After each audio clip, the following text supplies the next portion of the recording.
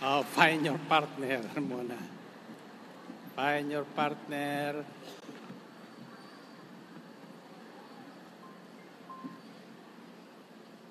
Ang unang tatanong niyo sa partner mo, bakit ka naririto? Bakit ka naririto? 1 plus 1. O ngayon, sasagutin mo yan sa pangalawa. Ba't ka naririto? Anong sasabihin nyo? Anong amen? Sabihin nyo, kasi naririto ka rin. 1 plus 1. Bakit ka naririto? 3 plus 3. Kasi naririto ka rin. O ngayon, naririto kayo ngayon. Sa huli, anong tatanungin nyo? Balik tayo sa Sabado. 1 plus 1. Bakit ka naririto? 3 plus 3. Kasi naririto ka rin. 7 plus 7.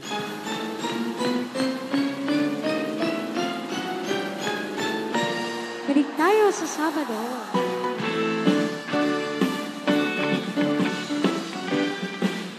Nais mo magpalari, simulan at tapusin ang gawain. At may mahalaga pang sasabihin ang punong lingkod natin.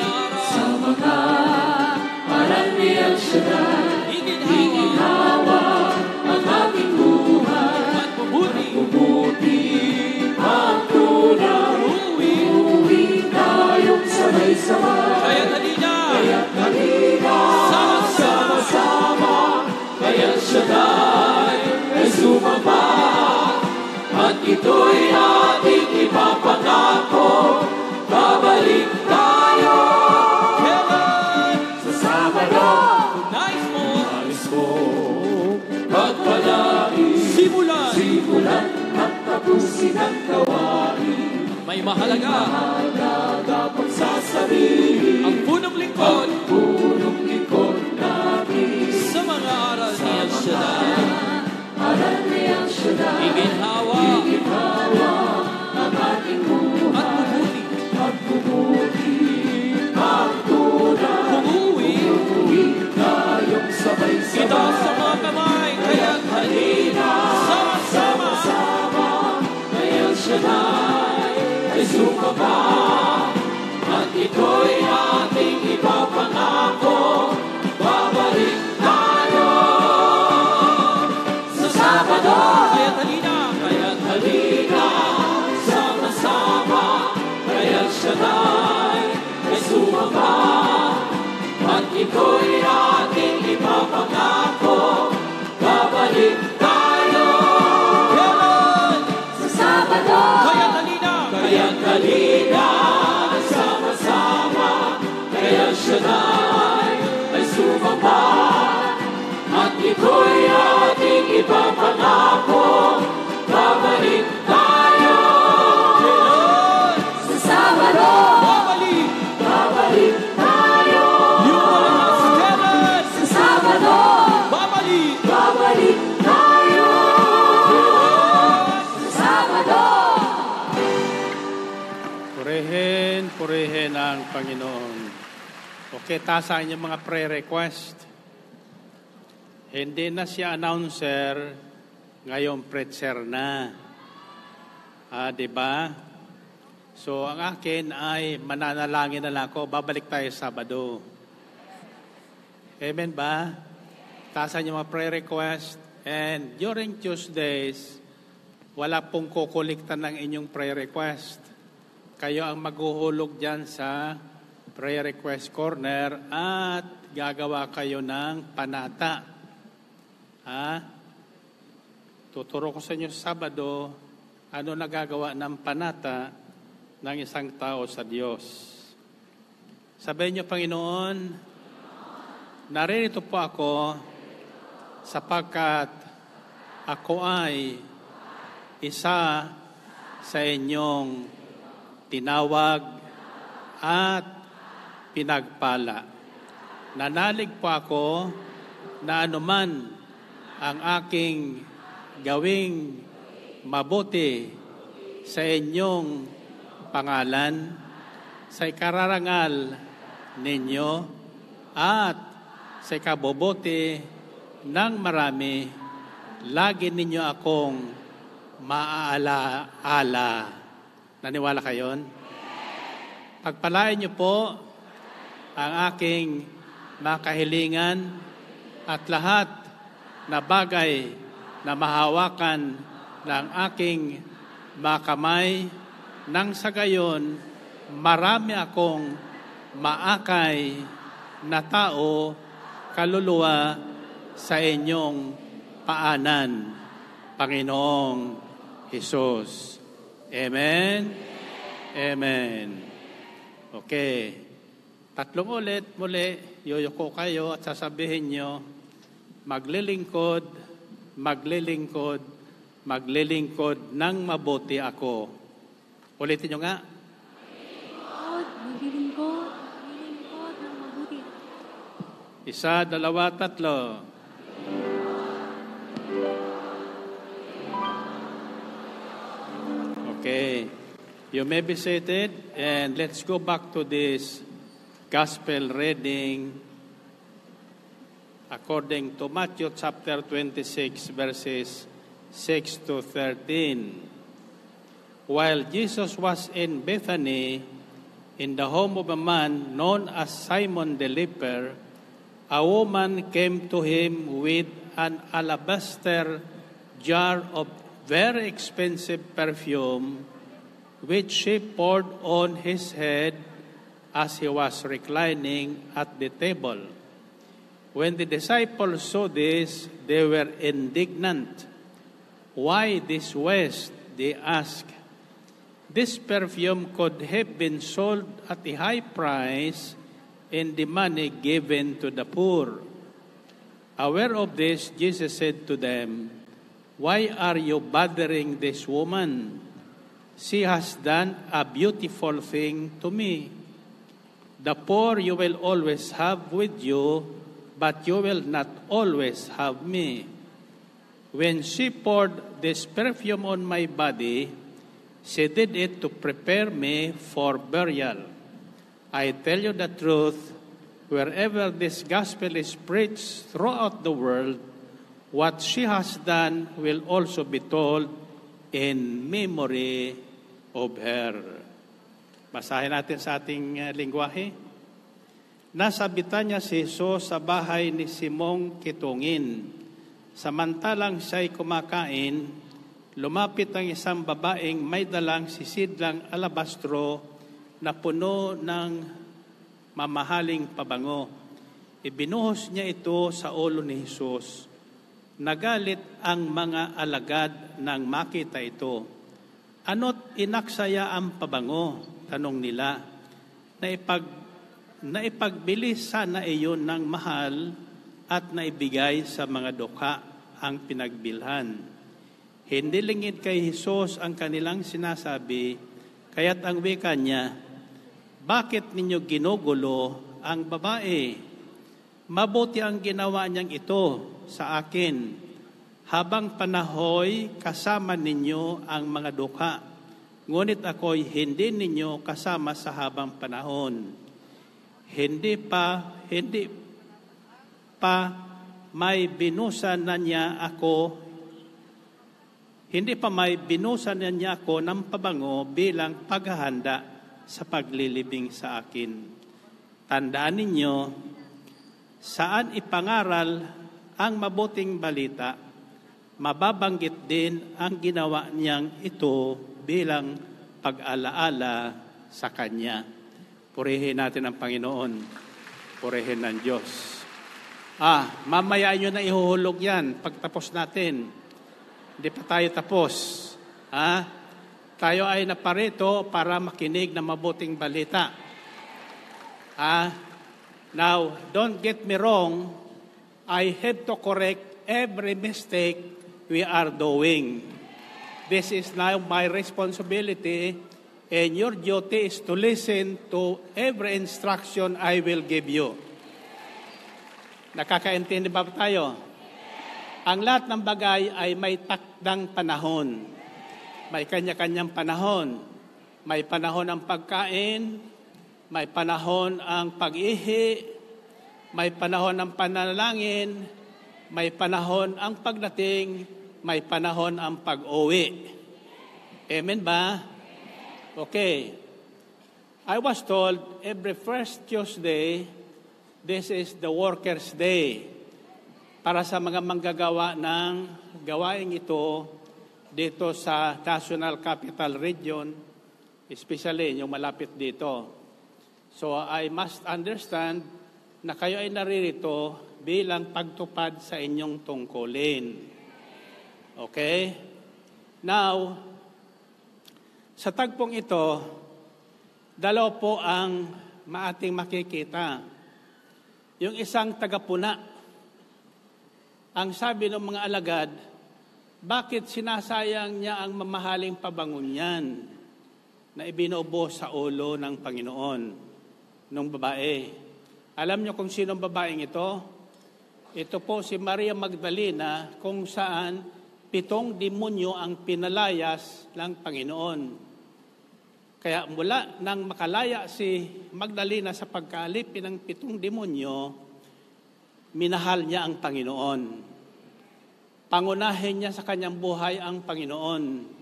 Kaya't anumang mayroon siya, yung kanyang pinakamahalagang pabango ay kinuha niya upang ibuhos sa ulo ng Panginoon.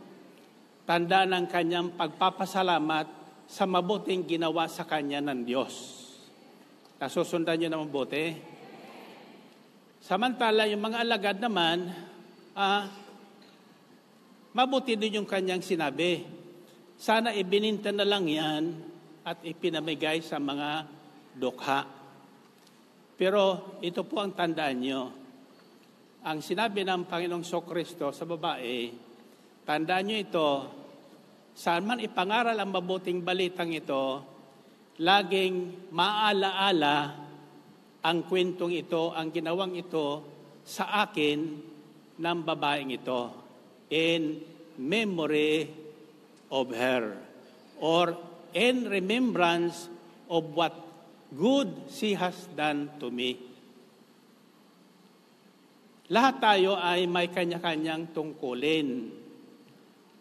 Maliit man o malaki. Iyan po ay mahalaga sa Panginoon. Lahat ng mabuting gagawin natin sa kaluluwalhati ng Diyos bilang pagtupad ng ating tungkulin, tatandaan nyo, hindi makakalimutan ng Diyos. May gantimpala tayong tatanggapin buhat sa Kanya pagdating ng takdang panahon. Amen ba? Now, of course, hindi ko sinasabing wala kayong layang mag-comment. You will always have that freedom. Mayroon tayong laya na binibigay ang Diyos. Kaya lang, kadalasan, ang napupunaan natin ay yung iba, hindi yung atin ginagawa.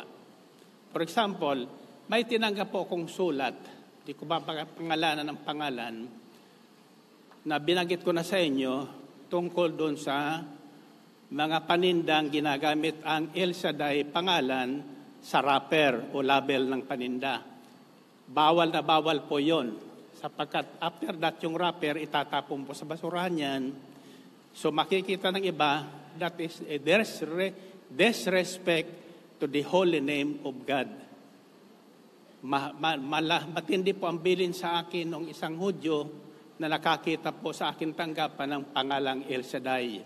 Do not commercialize that name. 2 things may happen to you. If we honor that name, God will bless us. But if you misuse that name, God will curse you. Kaya tungkulin ko po na ipaliwanag sa inyo yan. Pangalawa, May nagsabing, bakit mga babae ang pinagpe-preach ni Brother Mike ngayon? Mga bata pa. Tumatanda na tayo lahat. Hindi nyo ba napupuna? Kailangan yung next generation ipaghandaan natin. Amen ba? Bakit hindi nyo magugustuhan? Mayroon po sa Biblia niyan. Si Jeremias nang tawagin ng Panginoon, bata pa. Ayaw niya. Ang sabi niya, bakit ako? Bata pa ako. Wala akong nalalaman. Ang sabi sa kanya ng Panginoon, huwag mong sasabihing bata ka pa. Ako ang may tawag sa iyo. Ang sasabihin mo sa kanila, yaong sinabi ko sa iyo. Ako ang bahala sa inyo. Amen ba? Now, we should learn to appreciate the good things that other people are doing. Hindi po bawal sa Biblia ang babaeng maghayag ng mabuting balita. Nung hindi ko po maunawaan yan, ang nabasa ko kasi doon sa sulat ni San Pablo, ang babae dapat tahimik sa mga pagtitipon. Pero hindi ko pa nasusumpungan yung tagpo na ang unang naghayag ng mabuting balita ng muling pagkabuhay ni Jesus ay sino? Si Maria. Si Maria Magdalena. Ito rin yung nagbuhos ng pabango sa ulo ni Jesus na hindi alam ni Maria na hinihahanda niya ang Panginoon sa darating ng kanyang paglilibing. Maaring alam na ni Maria yon sapagkat mula nang siya'y pagpalain at tinalaya ng Panginoong Kristo sa pagkaalipin ng 7 demonyo, hindi na siya humiwalay kay Jesus. Sinundan na niya ang Panginoon, naglingkod na siya na buhat sa kanyang puso. Kaya't anuman na kanyang magagamit upang mapaglingkuran niya ang Panginoon ay kanyang ginagawa.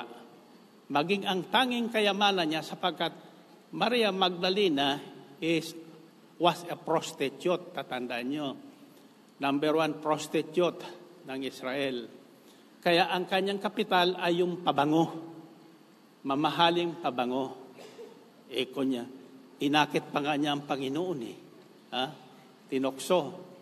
Kaya lang, ang Panginoong Hesus, tinokso pero hindi natutokso. Iba yung natutokso sa tinutokso. Hindi po kasalanan yung tinutokso. Ang may kasalanan ay yung nanunokso. Hindi po kasalanan yung pinupulaan. Ang may kasalanan yung namumula. Nasundan niyo ba yun? Diba? So, always remember this, gagantihan ng Diyos o gagantihan, God will reward everyone who has done something good, no matter how little that good is.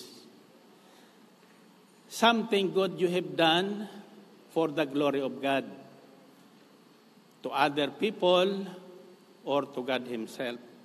Pangunahan kasi sa Panginoon yung utang na loob. Pagtingin ng utang na loob. Ang tao wala noon. Karaniwan, wala tayo noon. No? Pag nabigyan ng tungkulin, ayaw nang bumitaw sa tungkulin. Ayaw sumunod sa patakaran. Hindi pwede yun. Kung gusto nyong pagpalain ng Panginoon sa ilalim ng ministeryong ito, mayroon po tayong mga patakaran na dapat sundin. Amen? For example, nadaan ko dyan ng Lunes, kahapon, kalat yung basura natin dyan.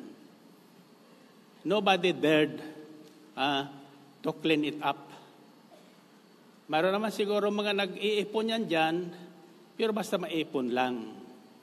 So, kalat yung mga aso dyan.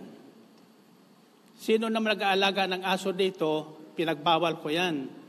Kaya sasabihin ko sa mga gwardiya, security natin, hulihin ang mga aso niyan. kasama yung nag-aalaga ng mga asong yan.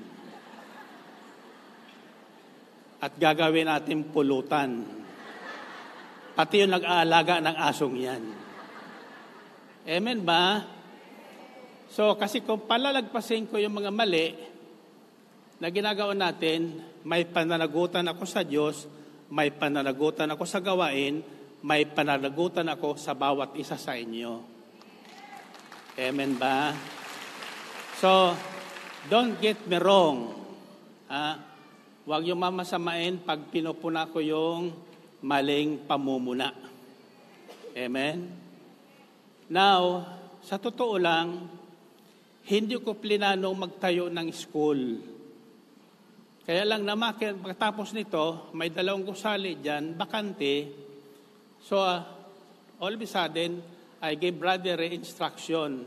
Kako, go to the CHED and apply for a college education. Sabi niya, anong college? College of Divine Wisdom. Ayaw ko, hindi niya tinanong sa akin anong kurso ang a-applyan. Nang malaman ko, ang unang kursong in-applyan niya ay yung evangelization. Evangelization course. In fact, sa umpisa, yun lang. Akala niya siguro, isang school lang para sa gawain. No? But this is a full college open to all courses. The idea is, halimbawa accountant ka, Mascom ang binuksan, evangelization, related subjects ito sa evangelization, education, mass communication, sa media po yan, radio and television, in the written media, and the main course is evangelization. But my instruction is, in all these courses, the gospel must be taught. Ituro ang ebanghelyo sa bawat estudyante. Para pagtapos nila ng kurso, maging accountant sila, saan man sila pumunta, anumang kumpanya pasukan nila, accountant silang hindi mandaraya. Kahit utusan sila ng kanilang kumpanya na dayain ang buwis, hindi nila gagawin yun. Sapagkat alam nilang anumang gawin nila, alam ng Diyos. In other words, in everything we do, we consider God first. Yan ang isang pamumuhay na tutungo sa paghahari ng Diyos. Hindi lang pagpapayaman. Galing na po dyan sa pagpapayaman na yan. No? Now, anyway, ang mensahe ngayon ay para sa mga manggagawa all over the world. We are live on YouTube, on Facebook. Ordinarily, pwede palang i-cover na ito ng mayroon cellphone. Kaya ako po ingat na ingat sa pagbibigay ng instruction sa mga kasama ko. Yung isang araw, kasama ko sila sa jogging. Mayroon kong sinasabi, yung pala live na doon sa TubeView. Sa Facebook. May nagtanong sa akin yan, bakit ko daw hinahayaan na ihayag sa bawat kung saan-saan yan na hindi ko nililimitahan? Bakit ko lilimitahan yan? Hindi na tayo magbabayad ng oras sa ibang telebisyon, sa internet. Sabi kasi sa Biblia, freely you have received, freely give it away. Tinanggap mo ang mabuting balita ng walang bayad, ipamahagi mo ng walang bayad. Kaya wala ko ditong reserve rights. Sa Amerika kasi, pati mga awitin, hindi basta-busti nating awitin yan, kundi nating sariling komposisyon yan. May rights dyan yung property rights na tinatawag, yung composer, arranger niyan. Kaya kinukunan po yan doon sa ating mga chapter ng permit doon sa composer, binabayaran nila. Aywan ko, dito sa atin, supposed to be, my instruction is magkaroon na tayo ng sarili nating composition sa mga awiting papuri sa Panginoon at pasasalamat na ugmag-uma sa ating gawain. Kaya ako nagkaroon po nung nag-launch ako noong tatatandaan nyo ng Gospel Music Festival competition na ginastusan ko na almost 10 million pesos. Pero hanggang ngayon, di ko naririnig yung mga awiting inawit doon. Atin yun sa tutuusin Ang tanong ko, bakit pinapasa yun na hindi naman natin gagamitin? Amen ba? Kaya ngayon, sila na sa gospel choir ang nagko-compose nitong mga topics na ugma sa ating mga topics, kagaya nitong babalik sa Sabado. Sila po ang may akda niyan. Kinureksyonan ko lang kaunti kasi sa unang akda nila, mayroon pang ibibilin ang ating punong lingkod. Karo parang namamaalam naman yan. Malayo pa tayo doon. Kako, sa palitan yung mayroon pang sasabihin sa susunod na Sabado. Natatandaan nyo? Okay. So, ang mensahe po ay simple. Tatandaan nyo, whatever good we have done to others, we are doing it for the glory of God. We are doing it for the glory of God. Of course, mayroong pupuna dyan. Tutulig isa sa inyong gagawin. Pinansin ba ng babaeng ito nung tinutulig siya ng mga alagad? Bakit ginagawa niya yan? Dapat ipagbili yan para sa mga mahirap. Hindi niya pinansin yung tuligsa sapagkat alam niya kanyang ginagawa. Nagbabalik loob lang na malamang siya bilang tawag doon. Bilang pagpapasalamat niya sa kabutihang ginawa sa kanya ng Panginoong Hesus. Amen ba? Sa isang bahagi ng kasulatan, ayon kay Matthew, darating ang panahon na gagantihan tayo ng Panginoon anuman ang ating ginawa. Kahit yung nagbigay ng isang basong tubig na malamig sa maliliit na lingkod ng Panginoon, may gantimpalang tatanggapin. Amen. So, do whatever you can for the glory of God. Don't mind the commentaries of other people. Kung ako pinuna ko yung lahat ng pamumuna dito sa atin, pinansin ko, wala nang gawain ito. Yung sinasabi ng pinangangara ko ikapo para ko magpayaman. Sa totoo lang, yung aking pinararapol na kas, wala pa yung panahon, may nagbigay na sa akin. Pamparapol. Bakit? Alam nilang kung ako magbibigay, sa akin babalik. Pero kung sila ang magbibigay, mayroon naman sila, lalo silang yayaman. Amen. Yung sinasabing, yung mayroon, bibigyan pa at mananagana. Mayroon Mayroon ginagawang mabuti para sa iba ng kanyang tangan na yaman. Amen. Pero yung wala.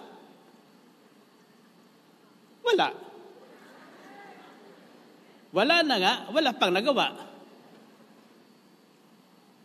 Sasabihin niya, hindi naman kailangan ng Diyos yan Talagang hindi kailangan ng Diyos, pero kailangan natin. Bakit? Tayo na rin ang humihingi sa Panginoon yan Thy kingdom come, thy will be done on earth as it is in heaven. Ano sa Tagalog niyan? Sumaamin ang kaharian mo. Diba? Hinihingi natin na magkaroon ng kaharian ang Diyos dito sa lupa.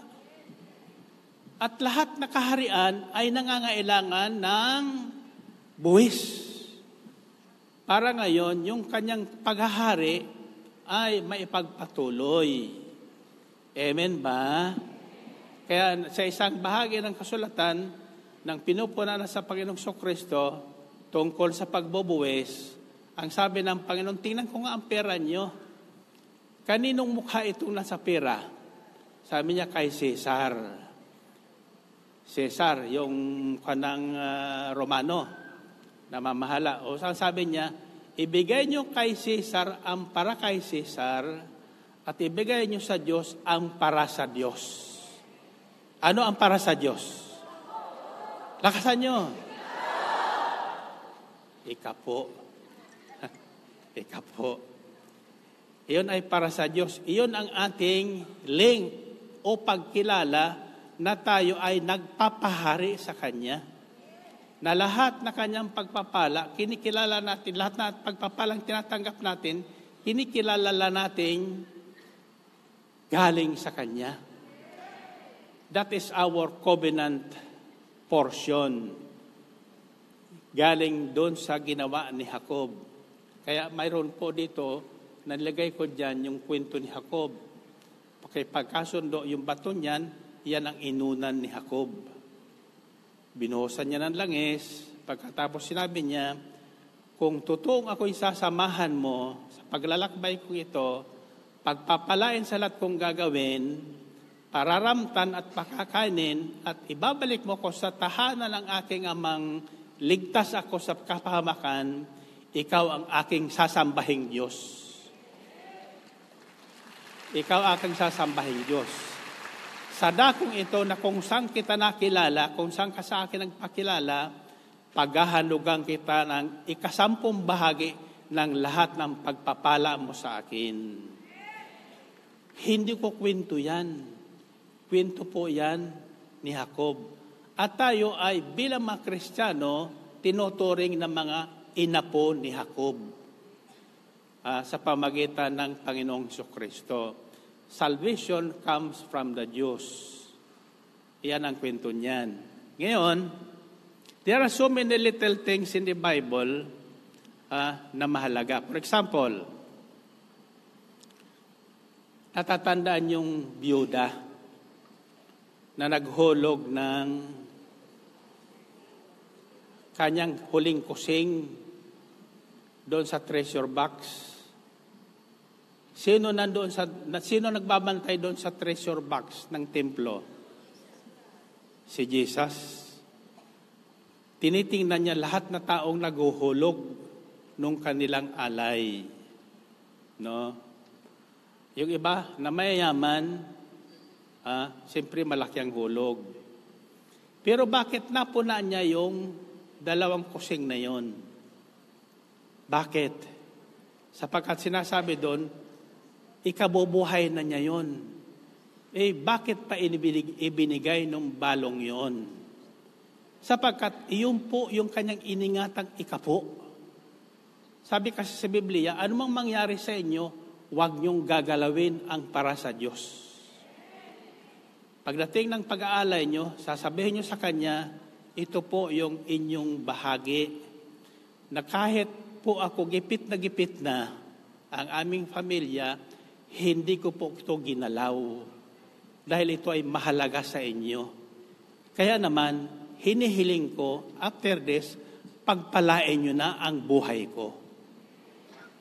Ngayon, masusumpungan nyo ba sa ibang bahagi ng Ebanghelyo na muling bumalik ang balong yon ng kusing? Hindi na, sapagkat mula noon, yumaman na yung balong yon. Pinagyaman na ng Panginoon yun. Amen? So, there are so many little things we can do for God. Tungkulin nyo, umupo ng maayos para hindi masira ang upuan. Amen ba? Ngayon, marami nang sira dyan. At kumuha na po tayo ng kontraktor, inutusan ni Mrs., sapagkat pinakialaman na ito ni Mrs., sabi niya, nasisira na ang templo, ang house of prayer, walang namamahala sa inyo dyan. So may pinili siyang isang disciple na may tiwala siya. Pero ang sabi niya sa akin ng isang araw, nasaan ba si ganon? Bakit tuwing hahanapin ko, wala.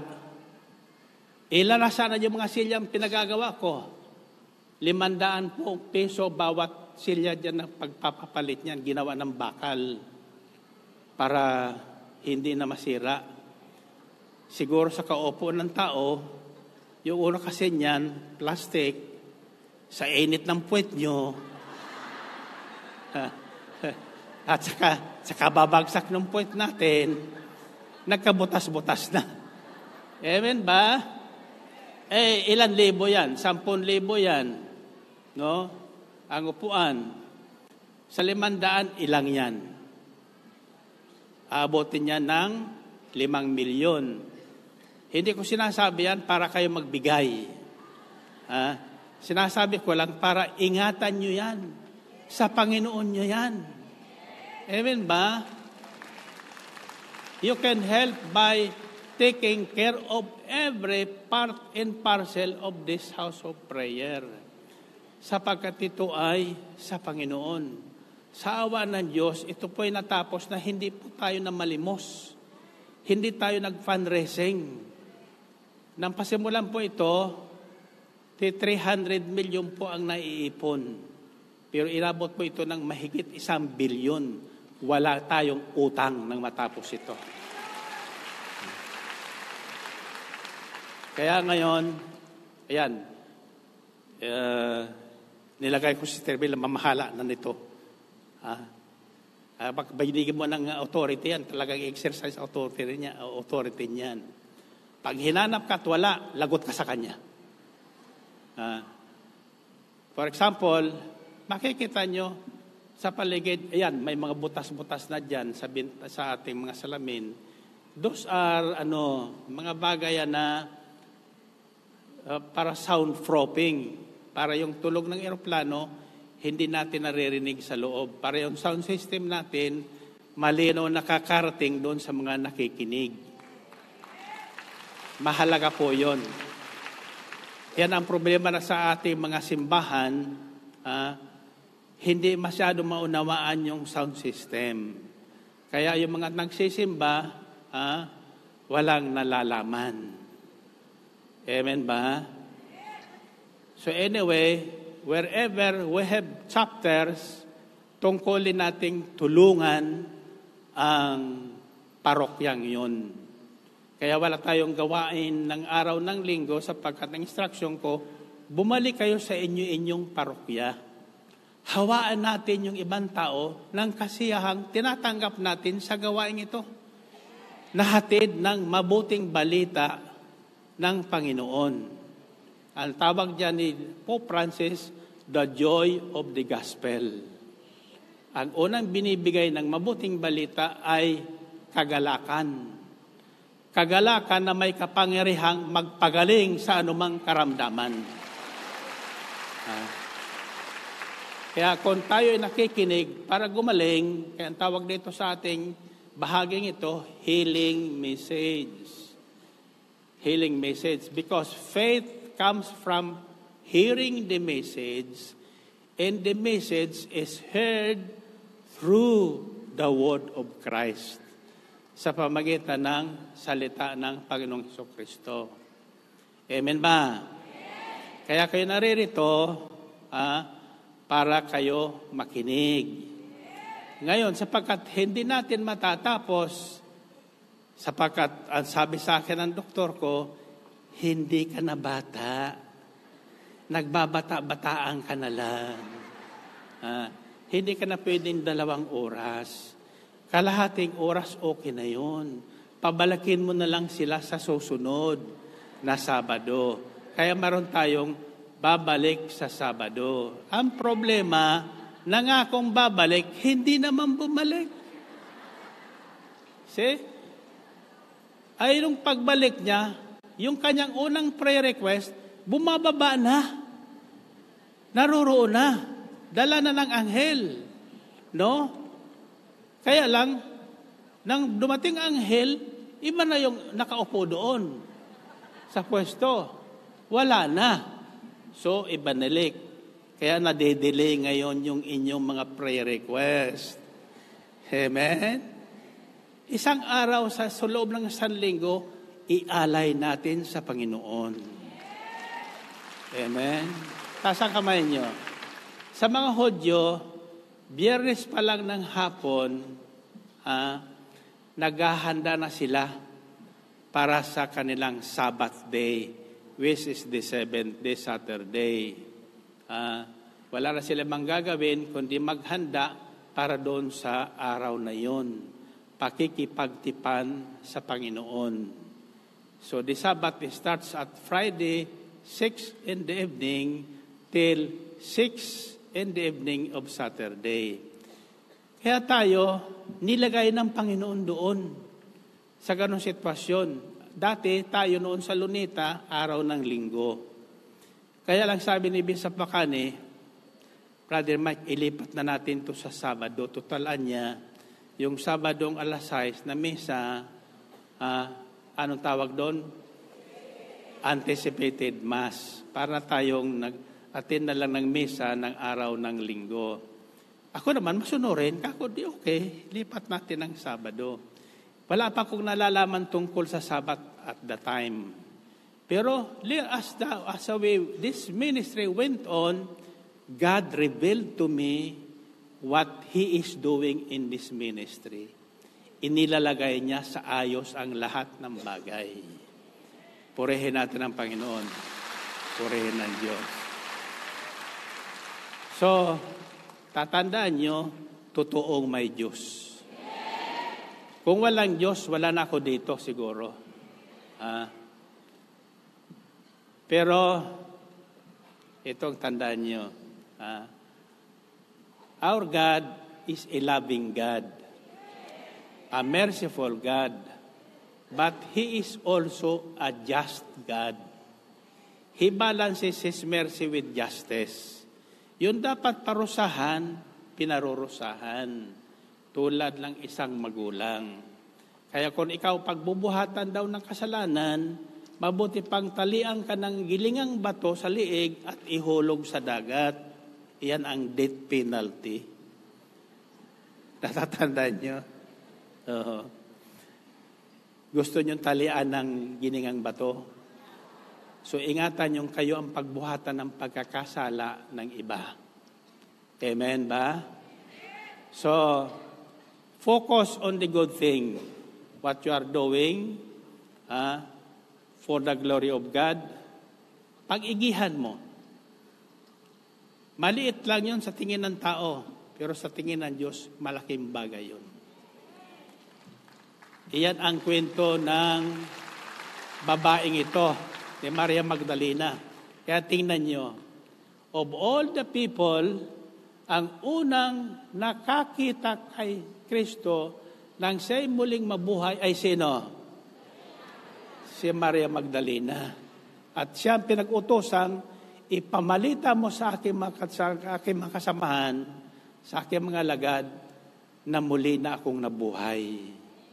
Kaya Mary Magdalene was the first one, the first lady to bring the good news na hindi pinaniwalaan kasi mahirap paniwalaan ang babae noon. Mahirap paniwalaan. Pero dito sa gawain ito, pinaniniwalaan. Amen ba?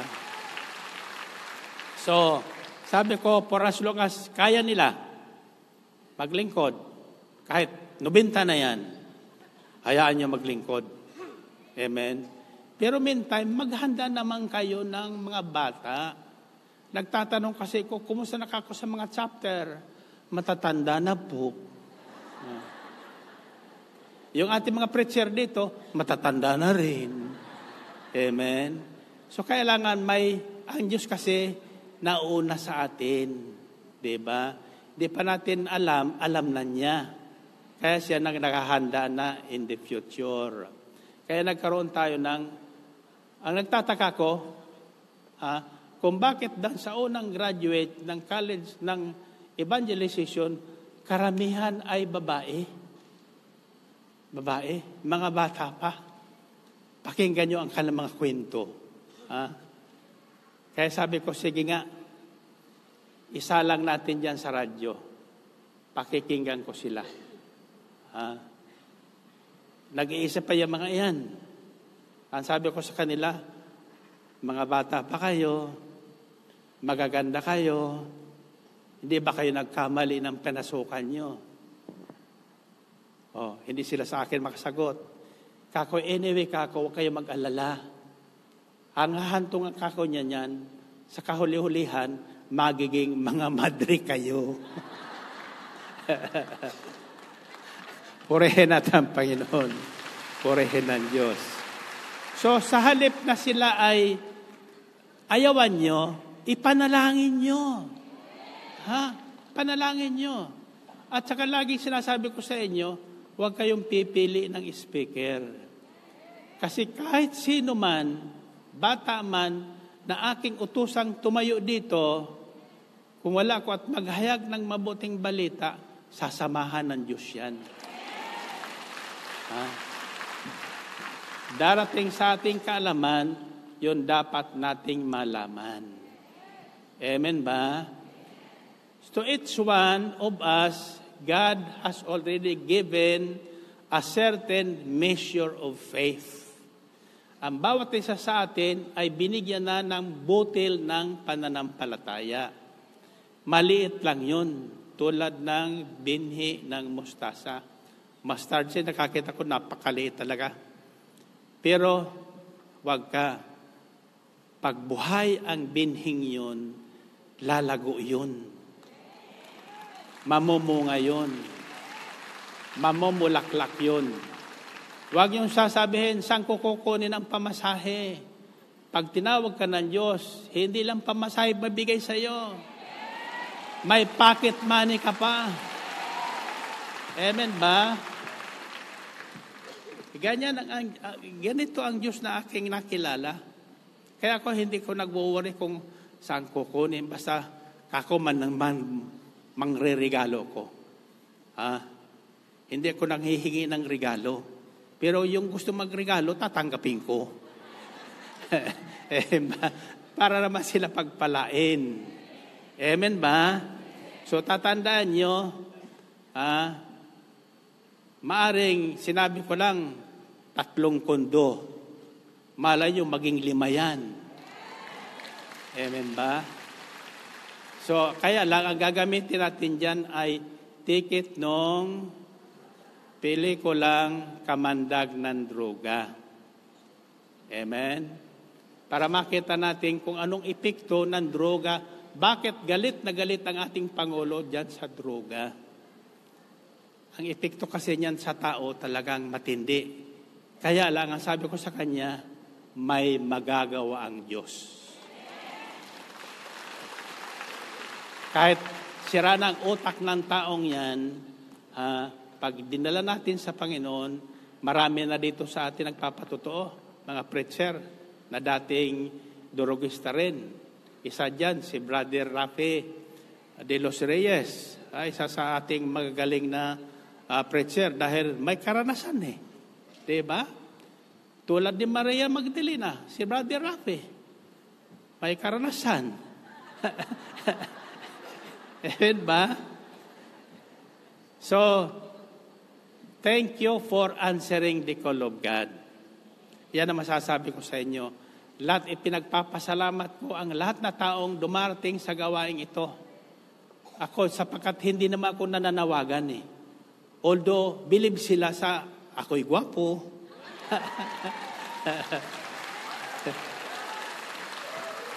Sa totoo lang yan. Pag ako umuwi, tinitinan ko yung tsura ko, kinikilabutan ako. Pero dahil sa kapakikinig nyo, naniniwala kayo, di ba? Kagaya kanina, pinatawag ko si Brother Ray Vargas. No? Nakahiga ko doon sa aking dressing room. Pinagmamasdan niya ako. Sabi niya sa akin, Brother Mike, nag-make up ka na ba? Kako, ano make up? Bakit niya ang kinikiris ng mukha mo? Ang sabi ko sa kanya, sinabi ko na sa inyo yung sikreto niyan, agua abelina soap. Amen ba? Purihin natin Panginoon. Purihin ang Diyos. So, gusto niyong malaman kung anong nakalaan sa inyo? Sa Sabado. Sabado.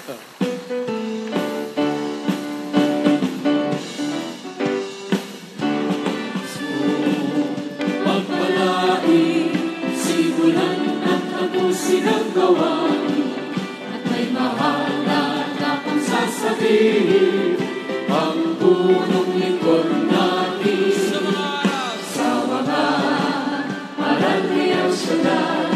Iginhawa ang aking buhay at mabuti pagkulay.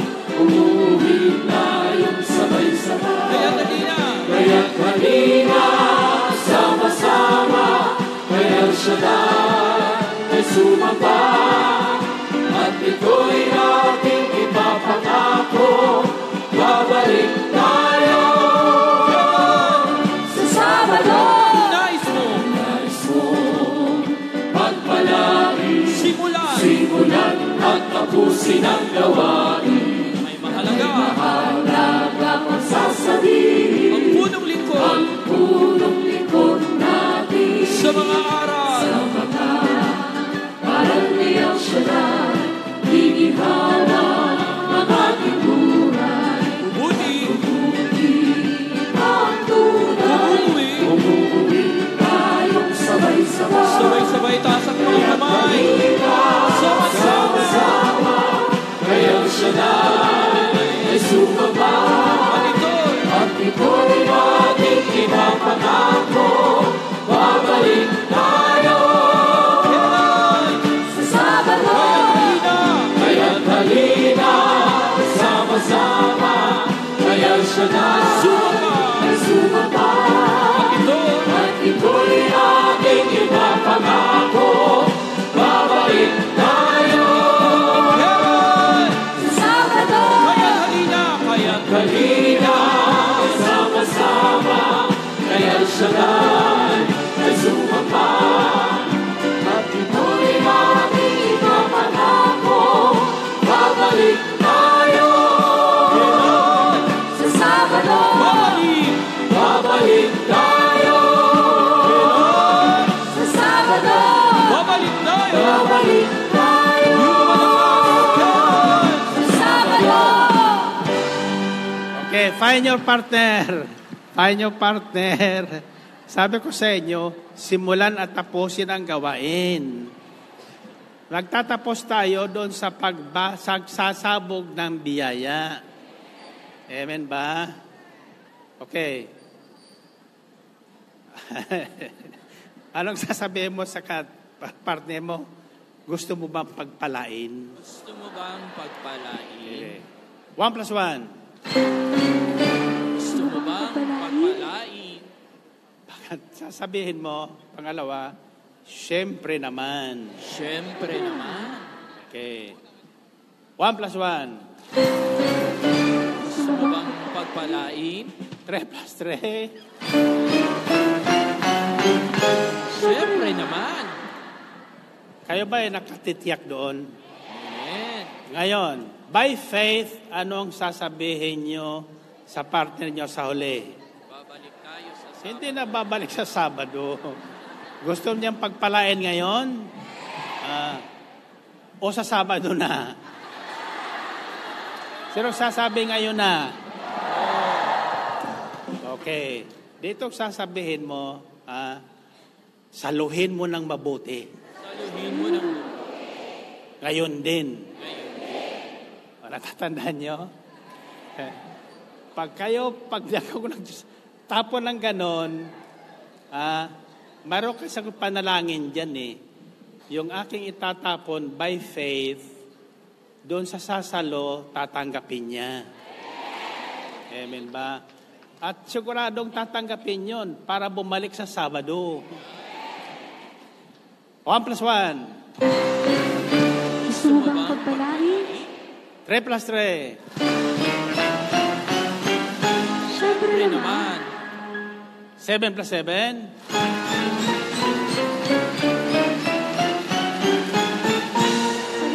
mabuti ngayon din. Oh, handa na kayo.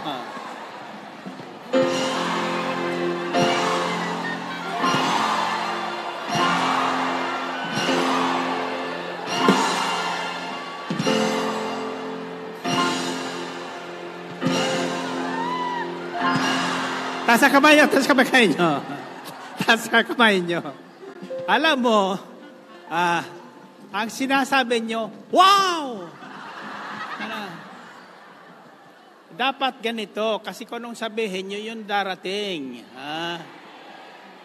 Ang sasabihin nyo, pagtapon ko, ito na nga.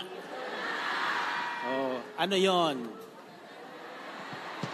Kung anong hiningin nyo ngayon, ito na nga. Ayan yung sisigaw nyo. Ano yung sisigaw nyo?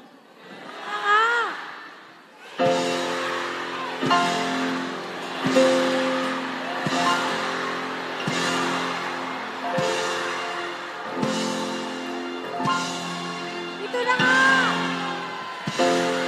God bless you. Salamat sa Diyos!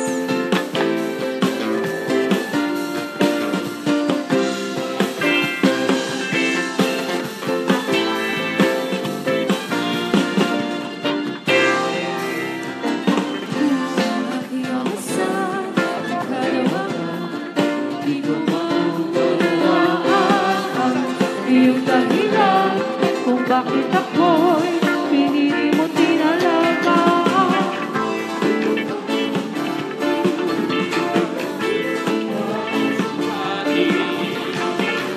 Ang pag-ibig